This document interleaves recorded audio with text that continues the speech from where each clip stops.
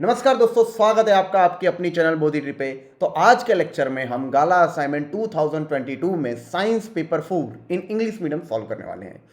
तो let's start it. तो सबसे पहले हम गाला असाइनमेंट 2022 के साइंस पेपर 4 का सेक्शन ए से स्टार्ट करते हैं। सेक्शन ए जिसमें कि 24 क्वेश्चन आएंगे और सारे के सारे क्वेश्चन 1 मार्कर होंगे और सारे के सारे क्वेश्चन हमें अटेम्प्ट करने हैं। Okay, so let's go. और देखिए, जो सबसे पहला सवाल है इसमें हमें कहा गया विकल्प चुनकर लिखूं। विकल्प हमें दिया होगा और विकल्प में से हमें सही उत्तर देना है। AgNO3 यानी सिल्वर नाइट्रेट प्लस NaCl यानी सोडियम क्लोराइड। सिल्वर नाइट्रेट का सोडियम क्लोराइड के साथ प्रक्रिया होकर सिल्वर क्लोराइड और सोडियम नाइट्रेट बनता है। यह किस प्रकार की अभिक्रिया है? तो यह है अवक्षेपण अभिक्रिया। अवक्षेपण अभिक्रिया क्या होता है? जब धातु के जब क्षार के साथ धातु का प्रक्रिया होती है तो धातु का जो क्षार मिलता है, जो जल में अद्राव्य होता है, यानी जल में अद्राव्य धातु का क्षार मिलता है, इस प्रकार की प्रक्रिया को अवक्षेपण प्रक्रिया कहते हैं। और ये जो अवक्षेप होता है सामान्य रूप से सफेद रंग का होता है, सामान्य रूप से कह रहा हूं। और पानी में, और ये जो चीज होती है वो पानी में अद्राव्य होती है। Okay, so let's get back to question number 2। अब क्वेश्चन नंबर 2 में कहा गया है डिटर्जेंट में कौन सा क्रियाशील समूह जोड़ा जाता है या कौन सा क्रियाशील समूह होता है? तो वो जो समूह होता है COONA। अब क्वेश्चन नंबर 3 जिसमें पूछा गया है श्वसन की प्रथम अवस्था में ग्लूकोज का कोशिका द्रव्य में किसमें परिवर्तन होता है? तो इसका उत्तर आएगा पायरुवेट। तो सबसे पहले तो श्वसन की जो प्रक्रिया है इसमें क्या होता है, ग्लूकोज को तोड़ा जाता है और ग्लूकोज को तोड़ा जाता है तो ऊर्जा मुक्त होती है और ये जो ऊर्जा है यही हमारी जिंदगी में काम आती है, हमारी जैविक प्रक्रिया में काम आती है। फिर क्वेश्चन नंबर जो 4 है इसमें हमें पूछा गया है न्यूक्लियर ऊर्जा प्राप्त करने के लिए किसका उपयोग होता है? न्यूक्लियर ऊर्जा यानी किसकी कौन सी ऊर्जा आ रही है, हम लोग इसके बारे में बात कर रहे हैं। ये आज की जो आधुनिक ऊर्जा के स्रोत है उसके बारे में बात हो रही है। और इसमें जिस चीज का उपयोग किया जाता है वो है यूरेनियम। और यूरेनियम के दो टाइप है, दो आइसोटोप, U-238 और यूरेनियम 235। उसमें से यूरेनियम 235 का इसमें उपयोग होता है। और इसका क्या उपयोग होता है? न्यूक्लियर प्रक्रिया के बारे में बात की तो दो प्रकार की प्रक्रिया, एक प्रक्रिया न्यूक्लियर संलयन प्रक्रिया और दूसरी प्रक्रिया न्यूक्लियर विखंडन प्रक्रिया। न्यूक्लियर विखंडन प्रक्रिया में बड़े परमाणु को छोटे परमाणु में तोड़ा जाता है और संलयन प्रक्रिया में तो छोटे परमाणु मिलके एक बड़ा परमाणु बनाते हैं। अब देखिए यूरेनियम 235 उसका जो न्यूक्लियर नंबर है उसी से हमें पता चल रहा है कि ये परमाणु बड़ा है और इसको तोड़ के छोटे परमाणु बनते हैं और उस छोटे परमाणु बनने की प्रक्रिया में ऊर्जा मुक्त होती है जिससे हमारा काम चल जाता है। अब क्वेश्चन नंबर 5 में पूछा है उत्तल लेंस के सामने वस्तु कहाँ रखने पर वास्तविक और वस्तु के परिमाण जितना ही प्रतिबिंब प्राप्त होता है। देखिए उत्तल लेंस की जगह अगर हम उत्तल दर्पण भी देख लें तो देखिए ये जो बिंदु था इसे हम कहते थे पोल या ध्रुव। फिर ये जो बिंदु था इसको हम बोल सकते थे मध्य केंद्र या हम बोलते सेंटर ऑफ कर्वेचर और इसके बीच में मध्य बिंदु में होता था फोकस। जब हम पदार्थ को इसके केंद्र पे रखते थे तब हमें वस्तु के जितना ही और वस्तु से जितना वस्तु का अंतर उतना ही हमें प्रतिबिंब मिलता था। वैसे ही उत्तल लेंस यानी ये वाला लेंस, इसमें भी देखो इसी प्रकार का रूल फॉलो होगा। और ये F है, ये जो सेंटर ऑफ कर्वेचर को कहा जाता था 2F1। इसके लिए इसमें हमारा आंसर आएगा 2F1। क्वेश्चन नंबर 6 में जो पूछा गया है तारे टिमटिमाते दिखाई देने के लिए कौन सी प्रकाशीय घटना जवाबदार है? तारों का टिमटिमाना। तारे यानी एक जगह पे इस तरह से फिक्स नहीं दिखते, हमें दिखते हैं यूं, फिर थोड़ी देर के बाद फिर से यूं दिखते हैं, फिर थोड़ी देर बाद फिर से दिखते हैं। यानी प्रकाश, ये जो तारे हैं एक जगह पे फिक्स ना दिखते हुए हमें झपकते हुए दिखते हैं। अब ये झपकते हुए जो दिख रहे हैं ये क्यों हो रहा है? तो ये हो रहा है वातावरणीय वक्रीभवन के कारण। तो एक शब्द आ गया जिसका नाम है वक्रीभवन। वक्रीभवन का मतलब होता है प्रकाश का मूल मार्ग से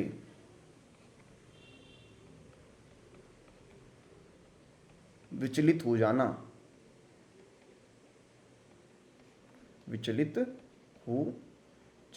यानी समझिए। और ये सिर्फ तब होता है, ये कब होता है? जब माध्यम के वक्रीभवनांक, जब माध्यम के वक्रीभवनांक भिन्न हो तभी ये होता है। जब माध्यम के वक्रीभवनांक भिन्न हो तभी ये होता है। और इसमें प्रकाश मूल मार्ग से मुड़ जाता है। समझ लीजिए, ये समझिए, ये एक सरफेस है, इधर है हवा और यहाँ है पानी। अब देखिए, प्रकाश की किरण में ला रहा हूँ, इस प्रकाश की किरण को हम समझिए येलो कलर में डिनोट करता हूँ मैं। देखिए ये प्रकाश की किरण है। अब देखिए किरण, जो प्रकाश का जो गमन होता है हमेशा सीधी रेखा में होता है। देखिए सीधी रेखा में गया, अगर देखिए हवा ही हवा रहती तो ये सीधे, ये किरण ऐसी ही जाने वाली थी, पर एक्चुअली ये किरण सीधी ना जाते हुए थोड़ी मुड़ जाती है। अब मैं बताता हूँ कैसे मुड़ती है ये, पहले हम इसकी बात कर लेते हैं। पहले तो देखिए, कभी भी प्रकाश के वक्रीभवन की बात करेंगे तो वक्रीभवन के लिए हमें आधार से जो सतह है उससे लंब बना लेना होगा। लंब यानी इससे जो 90 का एंगल बना रहा है वो। अभी देखिए, जिस कोण पे आपात हुआ इससे आपात कोण थीटा आई बोलेंगे। अब देखिए, हवा जो है हल्की माध्यम है, यानी इसके परमाणु दूर होते हैं, और पानी घट्ट माध्यम समझते हैं क्योंकि पानी के परमाणु एक दूसरे के पास होते हैं। जब प्रकाश का किरण हल्के में, और ये है सतह का लंब, हम लंब कह सकते हैं इसे। अब देखिए, जब मेरा प्रकाश का किरण हल्के माध्यम से घट्ट माध्यम की तरफ जाएगा तो प्रकाश का किरण है ना लंब की तरफ मुड़ेगा, लंब की तरफ मुड़ेगा, यानी ये जो यूं जा रहा था इसकी जगह इसके पास और जाएगा। तो एक्चुअली में जो प्रकाश मेरा इस तरह से जाना था, जो यूं सीधा जाना था, वो प्रकाश अपना मार्ग थोड़ा सा बदलेगा। और थोड़ा सा किस प्रकार से बदलेगा, देखिए लंब की तरफ मुड़ेगा, यानी यूं जाने की जगह थोड़ा सा ऐसे हो जाएगा, और ये आएगा इसका वक्रीभूत कोण, इसको बोलते हैं थीटा आर। यानी प्रकाश, समझिए, प्रकाश जब एक माध्यम से दूसरे माध्यम के जाता है तब अपने मार्ग से सहज विचलित हो जाता है, इसे ही प्रकाश का वक्रीभवन कहते हैं। अब देखिए, इसमें एक और चीज आ गई टॉप, जिसे कहते हैं वातावरणीय वक्रीभवन। तो हमें वातावरणीय वक्रीभवन भी समझ लेना चाहिए। देखिए सवाल 1 मार्क्स का है, पर इसकी इतनी एक्सप्लेनेशन क्यों, क्योंकि समझिए, अब जरूरी तो नहीं कि यही सवाल आ जाए, पर हाँ इसके कॉन्सेप्ट में से कुछ भी आ जाए ये हो सकता है, तो हम सारी तैयारी कर लें। अब देखिए, तो देखिए ये रही हमारी पृथ्वी, और पृथ्वी पे देखिए हवा का आवरण है। तो ये जो पृथ्वी की जो सतह है उधर हवा सबसे ज़्यादा घट्ट है। फिर जैसे जैसे हम पृथ्वी की सतह से ऊपर जाएंगे तो हवा का जो आवरण है वो हल्का होता जाएगा। यानी देखिए यहाँ पे ग्रीन था, अब मैं दूसरे का ये उससे थोड़ा सा ऊपर जाऊँगा तो ये आवरण हल्का होता जाएगा। अब इस आवरण से और थोड़ा ऊपर जाते हैं तो देखिए क्या होगा, थोड़ा इस प्रकार का आवरण होगा।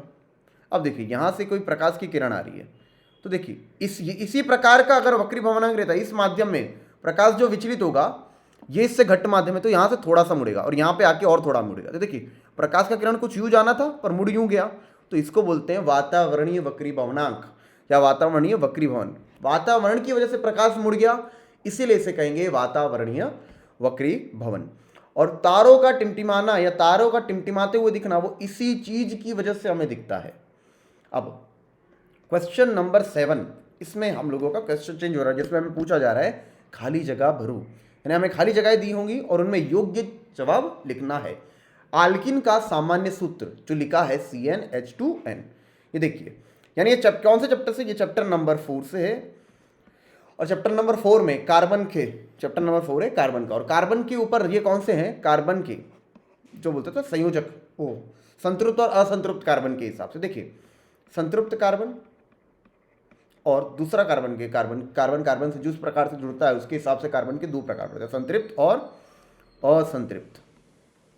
तो देखिए संतृप्त हाइड्रोकार्बन की बात कर रहे हूँ तो कार्बन और कार्बन के बीच में अगर सिंगल बॉन्ड हो तो संतृप्त कार्बन कहेंगे। फिर संतृप्त कार्बन कार्बनिक यौगिक है तो उसका मतलब ये उसमें कार्बन कार्बन के बीच में एक बंध है, और असंतृप्त है तो कार्बन और कार्बन के बीच में या तो द्विबंध होगा या तो कार्बन कार्बन के बीच में त्रिबंध होगा। अगर कार्बन कार्बन के बीच में एक बंध है तो उसे कहा जाएगा आल्केन, और कार्बन कार्बन के बीच में 2 बंध है तो उसे कहा जाएगा आल्किन, और अगर कार्बन कार्बन के बीच में त्रिबंध है तो उसे कहा जाएगा आल्काइन। और इसका जो सामान्य सूत्र है, यानी इसका हर मेंबर हमें कभी भी आल्किन की बात हो तो इसी सूत्र को फॉलो करेगा, वो है CnH2n+2।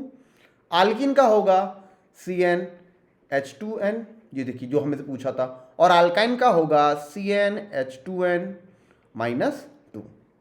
देखिए आल्किन का पूछा, आल्किन की जगह आल्केन या अल्काइन पूछ लेते तो इस सीट से हमें आइडिया आ जाएगा। अब देखिए क्वेश्चन नंबर 8, इसमें कहा गया है एक तत्व में परमाणु की इलेक्ट्रॉनीय रचना 2, 8, 6 है, तो वह तत्व आधुनिक आवर्त कोष्ठक में कौन से समूह में आया है। हमें पूछा गया है समूह, समूह का आइडिया लगाना है तो हमें देखना है कि उसके बाह्यतम परमाणु में कितने इलेक्ट्रॉन है। अब बाह्यतम परमाणु में अगर 1 या 2 इलेक्ट्रॉन, 1 इलेक्ट्रॉन है तो वह प्रथम समूह में, 2 इलेक्ट्रॉन तो उसे दूसरे समूह में रख दीजिए। अब 3 से लेके बाकी के कितने समूह है 12 तक के, उनमें वो ट्रांजिशन एलिमेंट है। तो अगर 6 लिखा है तो हमें हटा देना है डायरेक्ट 16। अगर 2, 8 और 6 दिया है तो देखिए ये कौन से समूह में आया होगा, 16वें में। और देखिए 2, 8, 6 यानी देखिए 2, 8, 10 और 6, 16 यानी ये जो पदार्थ होगा इसका परमाणु क्रमांक होगा 16। अब देखिए 16वां नंबर का अगर कोई पदार्थ की अगर हम बात करें तो वो है सल्फर।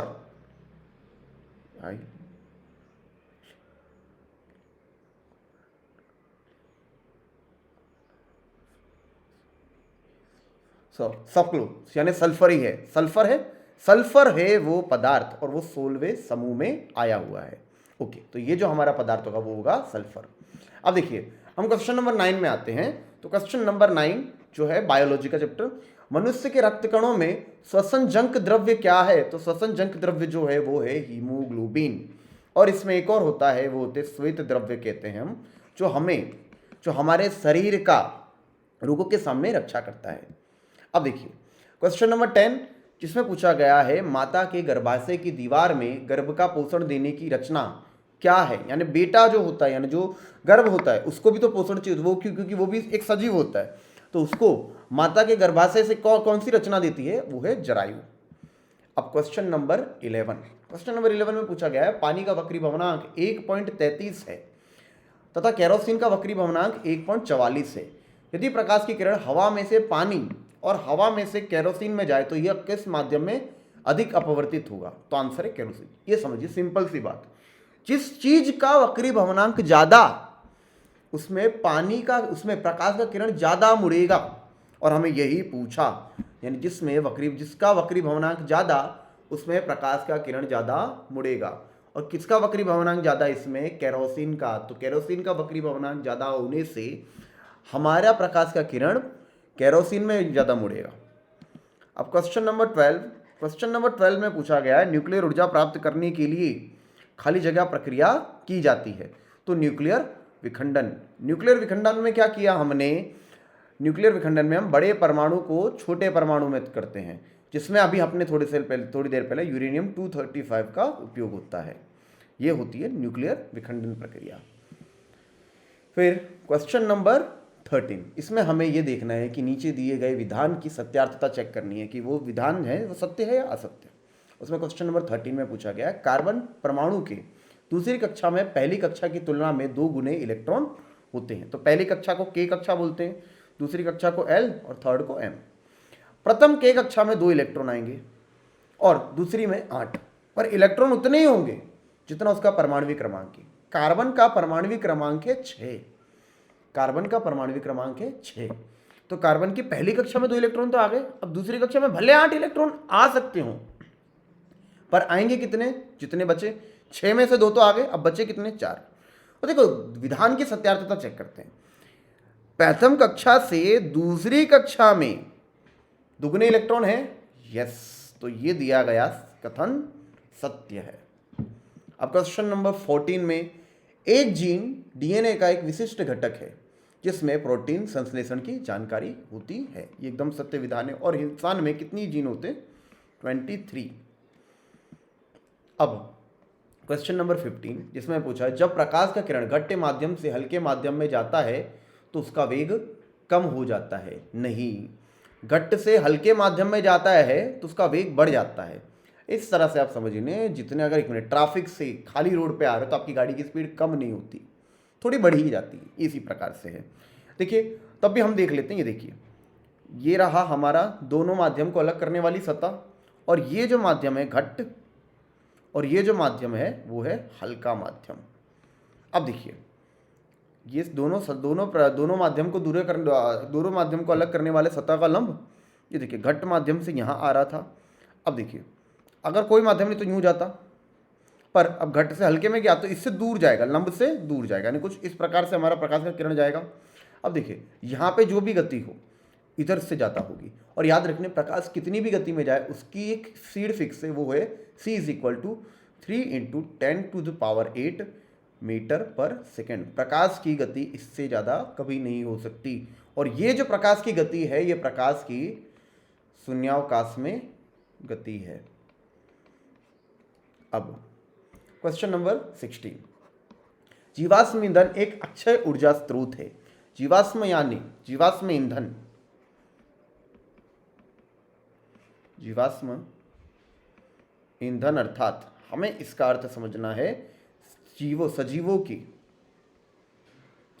की अस्मि से। अस्मि का मतलब हड्डी से प्राप्त ईंधन। अब देखिए सजीवों की हड्डियों से प्राप्त ईंधन यानी हमारे आए हुए बहुत वक्त हुआ नहीं, हमसे करोड़ों साल पहले कई प्राणी आ चुके, और जब वो मरे तो पृथ्वी की सतह के अंदर दब गए, और पृथ्वी की सतह के अंदर दब गए तो उनकी जो हड्डी है वो स्लो केमिकल प्रोसेस में चली गई। अब वो जो दबाव था, अत्यंत दबाव था जमीन के अंदर, उसकी वजह से स्लो केमिकल प्रोसेस हुई और धीरे धीरे वो क्या बन गई, आज के जीवाश्म ईंधन। जीवाश्म ईंधन का अगर उदाहरण लिया जाए तो इसके उदाहरण है पेट्रोल, डीजल, नेचुरल गैस, ये सारी।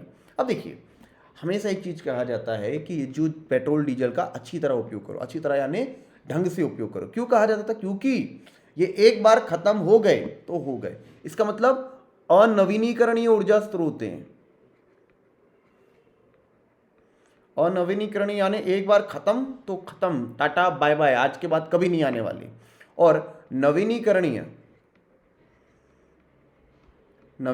ऊर्जा स्रोत के बारे में बात की जाए तो उसको कह सकते अक्षय। अक्षय, एक मिनट, क्षय का मतलब क्या होता है? खत्म होना। अक्षय यानी जिसका क्षय नहीं होने वाला, जो खत्म नहीं होने वाला। वो कौन से आ सकते हैं? सौर ऊर्जा, पवन ऊर्जा। तो अगर ये होते तो हम इसका आंसर लिखते। तो जीवाश्म ईंधन तो आने वाले हैं नहीं अक्षय ऊर्जा स्रोत में, इसके लिए ये दिया गया कथन असत्य है। अब क्वेश्चन नंबर 17 में पूछा गया है किसके अंतःस्राव के संश्लेषण के लिए आयोडीन की आवश्यकता होती है? तो इसमें लिखा है थायरोक्सिन के संश्लेषण के लिए आयोडीन की आवश्यकता होती है। अब क्वेश्चन नंबर 19 में आते हैं जिसमें लिखा है आनुवांशिक लक्षण क्या है? आनुवांशिक, तो देखिए सजीवों का के लक्षण जो डीएनए में परिवर्तन के कारण अस्तित्व में आते हैं उन्हें आनुवांशिक लक्षण कहते हैं। डीएनए का फुल फॉर्म क्या है?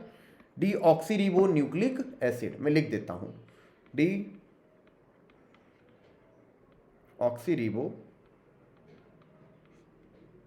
Nucleic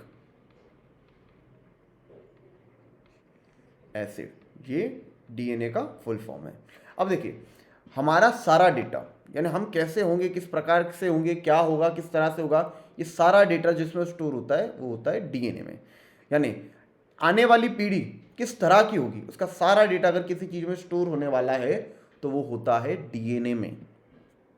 question number 20, question number 20 में पूछा गया विद्युत भार का एसआई मात्रक क्या है?